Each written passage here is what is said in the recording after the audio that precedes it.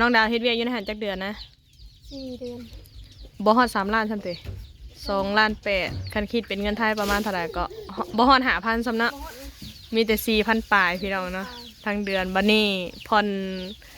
ค่าห้องเกือบ1,000เนาะต่อเดือนบัดเงินน่ะประมาณอยู่ประมาณ 4,500 ประมาณนี้เนาะอยู่ประมาณนี้แหละพี่น้องก็เลยออกจากเวียกกลับมาถ่าย YouTube แบบเต็มระบบอันนี้ลงคลิปแมนอยู่บ่เนาะมาตัว FC เพื่อนให้อันรอบางคลิปจะซื้อไปจักอันนี้กำลังมีเพลงเด้อที่สปอยเด้อที่ปล่อยจังหน่อยนี่นะเพลงอีหยังมาเนี่ยฮะเพลงกุหลาบแดงพี่น้องเลยจะให้ถามเลยเนาะว่ามึงก็ได้เสียผัวนะเว้ยผู้ใดนะเนี่ยน่ะแม่ฮะป้าลูกสาวจบปริญญามาถามว่าลูกสาวผัวเมื่อใดเขาก็บอกที่ก็อยู่ห่างๆไว้ก่อนนะยุงห่างยุงห่างมาซะสาวห่างๆไว้ก่อนเนาะสาวห่างถึงข้านไว้ถ่ายเพราะว่าเนาะเฮ้ยเนาะ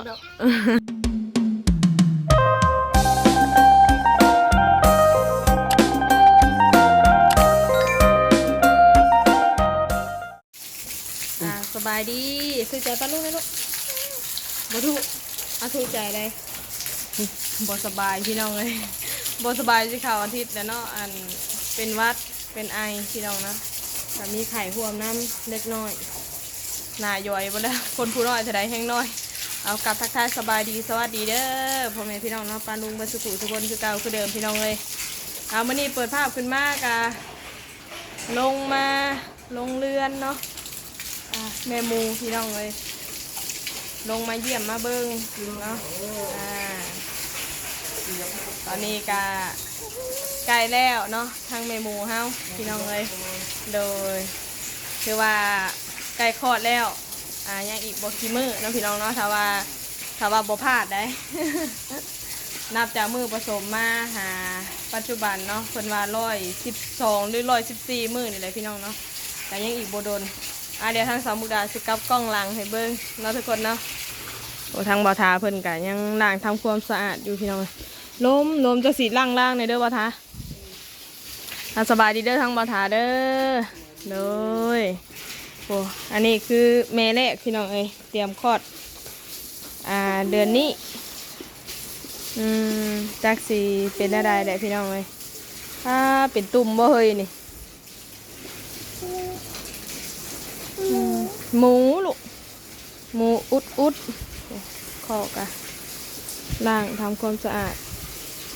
อยากเปื้อนในเด้อพี่น้องเด้อเนาะเมนั่นกะเดือนนี้คือกันพี่น้องเนาะเมตัวที่2นะกะจะถือว่าท้องนี่กะเริ่มออกลายแล้วตัวนี้กับบ่ให้รุดลักซิบภายในเนาะบ่ทาอันนี้จะเกลือหัวหาแล้วบ่นี่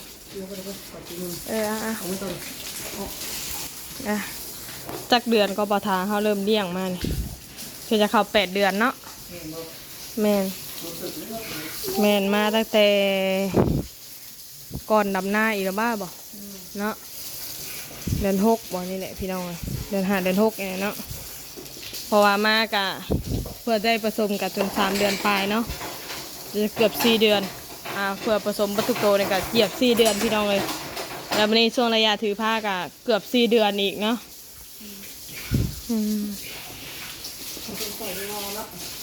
ใส่เวลาแห้งกระไดแต่ภาวนาเนาะออกมากับสุขภาพร่างกายแข็งแรงทุกเมทุกตัวแล้วก็ปลอดภัยอยู่ร่วมกันไปดนๆเนาะเพราะว่าครั้งแรกพี่น้องเนาะประสบการณ์ก็คือว่าอะไรมีอยู่กับบอกปันไดพี่น้องเนาะแต่ว่าใจมากว่าซีซ่าพี่น้องเนาะก็เลยอยากเลี้ยงหมูหมูลูกอะเมนี่กะเดือนนี้แต่อาจจะเป็นช่วงท้ายเดือนพวกเราพี่น้องท้องก็ยังบริใหญ่ปานใดเนาะตัวนี้นี่ไล่กันได้บะท้ายกับตัวนั้นเนาะตัวแรกนะแม่ตัวนี้ได้สีคอดเนี่ยท้องหน่อยตัวนี้ เป็นน้ำมันสูงบ่พี่น้องนะท้องเบิ่งท้องคือบ่อยากไงไปได้โอ้จิมถือว่าบวมต้นนะถือว่าอย่างโยบเนาะบะถาเนาะจะว่าบ่จิมใหญ่ตัวนี้พี่น้องให้เบิ่งดูถือว่าตัวนี้ เต้าจี้นี่โอเคได้บ่ทาเอ้ยเต้าจี้คักรู้ตัวนี่กักใช่ดอกหมูค่ะหมูตุ้ยมาดูหมูตุ้ยหมูตุ้ยเบิ่งดูพุ่นน่ะถือว่าเต้าจี้เต้านมก็เริ่มเป็นห้าวออกมาแล้วพี่น้องเนาะอย่าว่าไกลแล้วนี่ตัวนี้สิอยู่ประมาณกลางเดือนหรือว่าช่วงประมาณที่20พี่น้องเนาะประมาณนี้แหละ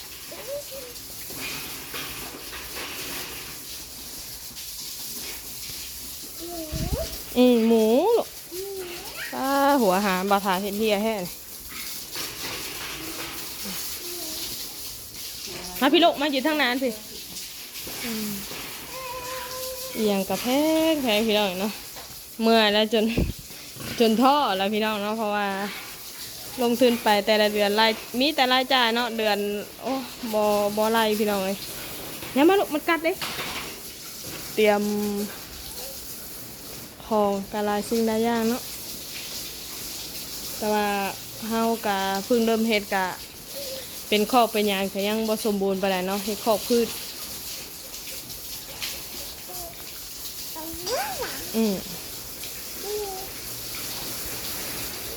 ตอนนี้ผาตังขาดแล้วเนาะ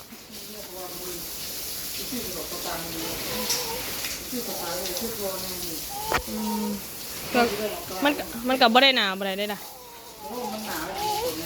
บ่ใช่ลูกย่านบ่ย่านบ่ลูกหมูตุ้ยใช่ป่ะลูกหมูตุ้ยหมูตุ้ยจะมาถือผ้าเพิ่นแล้วตัวนี้หันกำหนดคลอดกับเดือนนี่แหละพี่น้องแต่อยู่ท้ายเดือนเนาะกับตัวนั้น2ตัวนี้เขาผสมพร้อมกันบ่ทาขอยกระจำบ่ได้เลยตัวนี้กับตัวที่2อ่ะนะจะไล่กันเนาะลุดลื่นกันน้ำมึงเนี่ยพี่น้องการขอนี่กันยังบ่ทันได้ทำความสะอาดซ้ำเนาะโอเคแต่ขอกตัวนี้ก็กำลังมาขี่อยู่ล่างเนาะตัวนี้ก็ถือผ้าแรกตัวนี้ก็ขอกบ่พ่อกันเด็กเปื้อนเลยพี่น้องเฮ้ยหมูตุ้ยอ่ะเดี๋ยวมันลุกขึ้นหาเด้อตัวนี้ถือผ้าได้2 เดือนปลายได้พี่น้องเนาะครบวันที่10นี่ก็3 เดือนวะประมาณนี้แหละพี่น้องการติดจำเป็นพิษนะสามมุกดากับลงลืมเนาะยังบ่ได้เห็ดกาดลงมาซ้ำพี่น้องโอ้ใหญ่แมงมุมถ่วงมาได้บาถาเอ้ยใหญ่แมงมุมถ่วงมาได้จะบดอันนั้นเลยปัดนั่นใช่ลูกออกมาวะอ๋อบ่พ่อเลยก็เตรียมมาให้ลูกน้อยเนาะหมูน้อยบัดหลังจากที่ว่ายานมบ่หายังเครียดเนาะบอลมันอันแตกนะ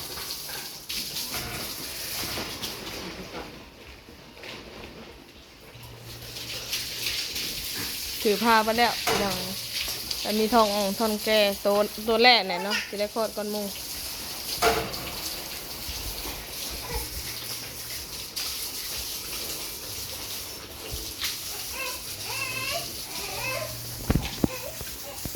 เป็นยังลูกเป็นยังรอบบ่ายเลยก็อาบน้ำให้ทุกมื้อเนาะล้างขี้ล้างต้น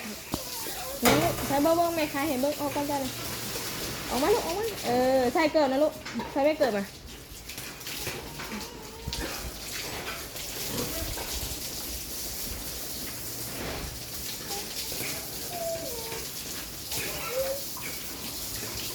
ทางหมอทาเพิ่นก็เมียนเนาะล้างทำความสะอาด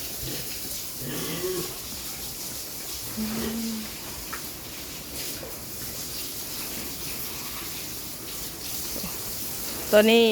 ผสมที่สุดท้ายเนาะตอนแรกค่ะผสมก้อนโมแต่ว่าบติดตัวนี้ก็เสียเวลายืดไปอีกกันเนาะจนรอบ2 รอบ 3เนาะบ่ทาเสียเวลาซันเมนคลอดแล้วพี่น้องเลยยอดประสบการณ์บ่มีเนาะเพราะว่าเอาน้ำเสื้อมาบริวอมผมมียังคือเห็นแห่นี่บ่ พิ่นนี่มักแห่นได้เพิ่นหมู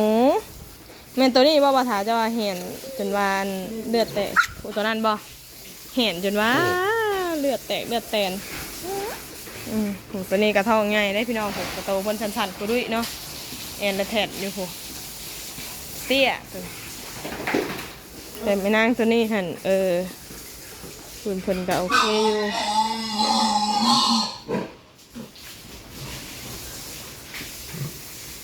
ตัวนี้สิคลอดก่อนโมเนาะ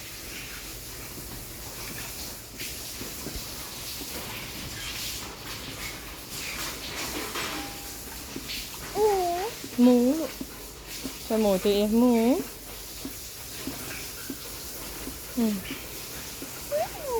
ใช่หมู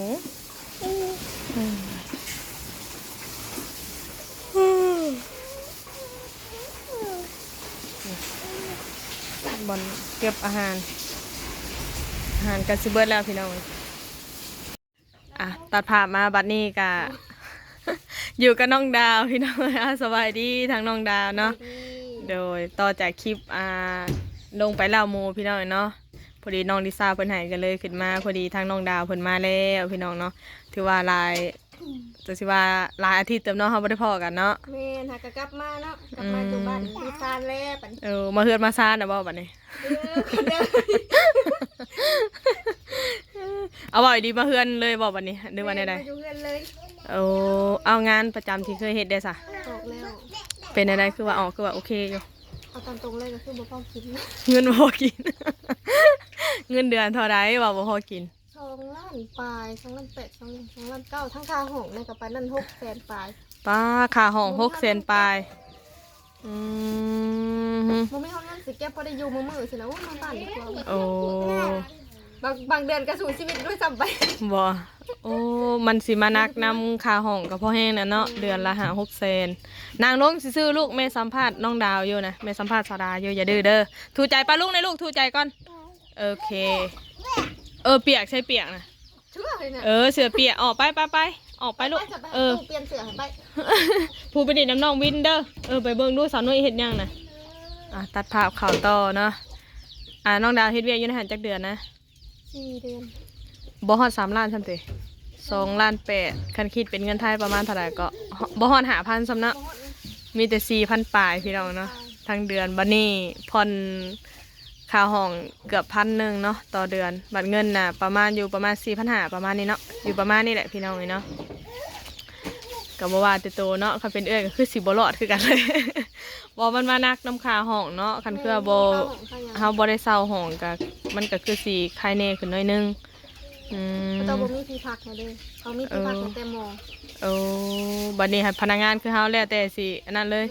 แล้วสิมีคนไปเฮ็ดเวียกนำอยู่บ่ซั่นน่ะเขาเฮ็ดกับแบบเขาแบบอยู่น้ำเขาอยู่หันนะเขาอยู่ในสวรรค์แบบว่า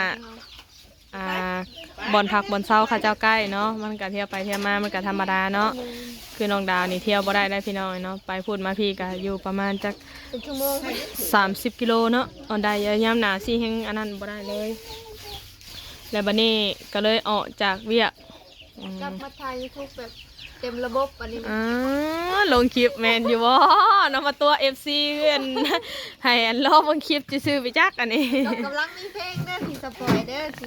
ปล่อยจังหน่อยนี่นะเพลงอีหยังมานี่ฮะเพลงกุหลาบแดงโอ้ยเราไม่ได้เป็นไข่นางอยู่ติลูกบัดนี้หาบ่ได้อันไปสมัครเวียกทางอื่นบ่หรือว่าใดๆยังว่าสิมาเฮ็ดเบิ่งก่อนจักประมาณ 2-3 เดือนเพราะว่าเงินไปบ่รอดก็ไปหาสมัครเวียกทำคลิปน่ะบ่ทำคลิปแล้วก็เกี่ยวกับหยังเนี่ยเฮ็ดเพลงเฮ็ดเพลงแล้วก็เฮ็ดคลิปเพลงก็ลงในช่องนี่แหละเนาะในช่องเฮาเองแล้วก็เพลงเจ้าของบ่หรือ cover เป็น cover ยังเพิ่นเฮ็ดเพลงเจ้าของเนาะเจ้าของค่ายเพิ่นว่าเฮ็ดบังกรถ้าว่ามันไปวิวมันไปเพิ่นจังสิเอาเพลงให้เพิ่นนะเพิ่นจังสิหาเพลงเพราะเฮากับเสียงม่วนไปเนาะถ้าว่าตามตรงกันเนาะเสียงก็แบบพอไปพอมาซื่อๆแบบยังแบบเป็นนักร้องบ่ได้ยังแบบผ่านๆเนาะยังจอดบ่ได้ยังผ่านอยู่เรายังซ่อมไปซ่อมก่อนเพิ่นนะซ่อมแบบห้องเขาบอกเขาเบิกก่อนเพิ่นว่าถือว่าช่วงนี้ก็หลังจากเรียนจบแล้วก็ ต่อเวียก2-3 เดือนก็ไปบ่รอดเนาะ นี่ ก็มันก็คือว่าแหละเงินเดือนมันบ่นี่มันก็แบบสิได้พี่น้องอยู่บ้านเฮาเนาะมันข้าวยากหมากแพงผัดเงินเดือนต่ำเนาะมันก็บ่อยากกุ้ม ไปบ่ฮอดกับผู้แรกเนาะ คันว่าเป็นผู้สาวได้นี่ผู้สาวยังบ่กุ้มคันเป็นคือแม่ลุงอ่อนไปนี่แห้งแล้วเลยบ่จักค่านมค่าเพิดปีสังที่แห้งแล้วเลย อย่าดื้อติลูก ปากเปิดมา อ๋อบ่ได้มีแผนว่าสิไปไทยบ่ ก็ว่าอยู่เนาะแต่จะหางานหาเบิ่งงานก่อนเฮ็ดอันนี้เบิ่งก่อนว่าสิตั้งไป ก็คือสิมาลองตัวนี้ก่อนเนาะเอาใจสู้เนาะนั่งเจ้าก็นั่งลูกเอาใจสู้เนาะไผโอ้ดาว ท่วงสาวดาวบ่นะคะแม่นบ่อันนี้คือฮูปจบปริญญาได้นี่เนาะแม่นบ่ก็ได้เนาะบ้านเฮาจะปริญญาตรีไปไทยเรียนห้อง เด้อก็ว่ากันไปบางทีเว้าบ่ได้มือหนึงเนาะมือหนึงก็อาจจะมีมาสลอดเสด็จก็มีบางเทื่อเฮาหาเก็บเงินเก็บคำได้ก็สู้ไปเนาะไปสิได้อยู่บ้านเฮาพี่น้องเอ้ย จะให้ถามเลยเนาะว่ามึงบ่ได้เสียผัวนะเว้ย ผู้ใดนะ เนี่ยน่ะ แม่ฮะป้าลูกสาวจบปริญญามา ถามว่าลูกสิเอาผัวเมื่อใดเฮาก็บ่ฟ้าวกะยาเนาะบ่ต้องห้าวดอกเรื่องนั้นนะ บ่หาวดอกเนาะเอ้ยมาใครถึงยังนี่ ตอนนี้จักปีแล้วนะตอนนี้นะ อันนี้ก็2 โอ้โพนอดได้ก็ประมาณ 23 เต็มโซดเต็มแบบบ่ได้ถ้าก็26 27คันอดได้ดอกว่า เอาปุ่นเล่นเนาะเอาง่ายดอกบางทีก็อยู่ห่างๆไว้ก่อนนะ ยุงห่าง โอ้ยยุงห่างมา สา ซะ วห่างๆไว้ก่อนเนาะ สาวห่าง ถึงข้านไว้ถ่าย เพราะว่าเนาะเฮ้ยเนาะ ก็บ่ได้เบิ่งถ้าเขามีคนเอาหัวก็มี อย่าว่าก็เฮ้ยเนาะคนงามจุ๊เจือเสียชื่อเสียเสียงบ่ได้เฮ้ยบ่ได้ลูกได้ผัวเนาะจะชื่อว่าคนงามจุ๊เจือคือจังว่าขายบ่ออกว่าเลย แม่นว่าเฮาขายบ่เนาะได้ยังบ่ได้ แม่นบ่ หาก่อน จากสภาพตัวเองตอนนี้แล้วยังบ่พร้อมมีครอบครัวนะ เอาแบบว่าเฮาฮู้แบบเอาว่าแบบการเงินซะเนาะแบบว่ามันยังบ่คงที่พี่น้องเนาะบางทีเอาลูกเอาผัวมาผัดคือว่าหั่นแหละภาระอีหยังมันผัดมันก็มีความรับผิดชอบมันก็ขึ้นหลายหั้นนะแบบว่ามันก็ต่างหลายจากที่ว่าเฮาเป็นโสดเนาะคันเฮาเป็นโสดนี่แบบเฮาอยากกินก็กินบ่กินแล้วก็แล้วแต่ นั่งกัน คันคือว่าเฮามีลูกมีผัวเนี่ยก็คือว่าหั่นแหละมีผัวนี่ยังซ้ำนึงมีผัวนี่มีอะแงกไว้นี่อันแฮงบ่ได้เลยนี่เนาะอย่าไปใกล้สาราลูกเนี่ยเจ้าแฮงชกกระปกนะอู้นางออกได้ไหมก็บ่เป็นหยังที่ว่าถอยมาตั้งรักอยู่บ้านเฮาใหม่เนาะยัง พี่ฮอดอยู่บ่ โอ้คิดฮอดหั่นแหละเฉพาะบ่มีคนเอาตัวเล็กแฮงคิดฮอดโอ้ยว่าหยอกแกคิดฮอดหั่นล่ะเนาะโอ้ มื้อสิตำหูให้กินเด้อไปไส มื้อนี้เป็นหยังมื้อนี้ฮะ นี่มันคำเลยมันกินบ่แซ่บ โอ้แซ่บได้คลองบดมืออยู่ได้มื้อนี้ฮะตำให้กินดีกว่าบ่ได้ก็ได้ มื้อเนาะเฮาสิตำให้กินอยู่ โอ้ แล้ว มื้อบ่อยู่มื้ออื่นอยู่แต่มื้อนี้ตำก็ตำมื้อนี้โลดบ่ได้กินสิมื้อแต่โดนแล้วเนาะเอามีแต่ว่าโอ้ยอย่าเอามาทอตัวนี้เนาะเอาทอตั้งรักตั้งทานไหมเนาะก็สู้ไปเด้อล่ะเด้อถือว่าคลิปนี้ก็พอดีขึ้นมาจากลำหมูก็ หาใหญ่แท้นี่ เอาบ่เป็นหยังยันหน้าใหญ่ตอนไหนเอากับบ่เป็นหยังเนาะพี่น้องถือว่าคลิปนี้ก็บ่ได้พ่อน้องดาวเต้โดนเลยพี่น้องถือว่าหลายอาทิตย์4 เดือนบ่ฮอดบ่ ฮอด ฮอดเนาะ 4 เดือน โดยก็ถือว่าพอดีมาเห็นน้องเพิ่นก็เลยเปิดคลิปใส่น้องเพิ่นน้อยนึงเนาะพี่น้องเนาะถามความรู้สึกหลังจากที่เรียนจบเรียนหยังนี่แหละพี่น้องตอนนี้ก็ถอยมาตั้งรักใหม่ โดยถือว่าสำหรับคลิปนี้ก็ขอบมุกขอบใจ FC เบิดสุขุสุคนเด้อเข้ามาให้กำลังใจเนาะเบิ่งคลิปตั้งแต่ต้นจนฮอดจนจบพี่น้องเอ้ยว่าก็อยากเพี้ยนๆหน่อยเนาะแต่ว่าสำหรับคลิปนี้ลาไปก่อนเด้อพี่น้องเด้อพบเจอกันในคลิป ฝาก หน้า ติดตามช่องในเด้อการเจ็ดคลิปมา โอเคครับลงคลิปให้แน่เนาะเดี๋ยวตัว FC รอ ลงคลิปแล้ว จะมาสู่ทางด้าน YouTube ฮะบัดนี้เนาะเฮ็ดคลิปลง YouTube โอเคเนาะก็ขอให้ยอดวิวโด่งดังปังๆเฮงๆเนาะปีใหม่ฟ้าใหม่เดิมเป็นคนใหม่ เปลี่ยนปังหมดทุกอย่าง โอเคสำหรับคลิปนี้ลาไปก่อนพี่น้องสบายดี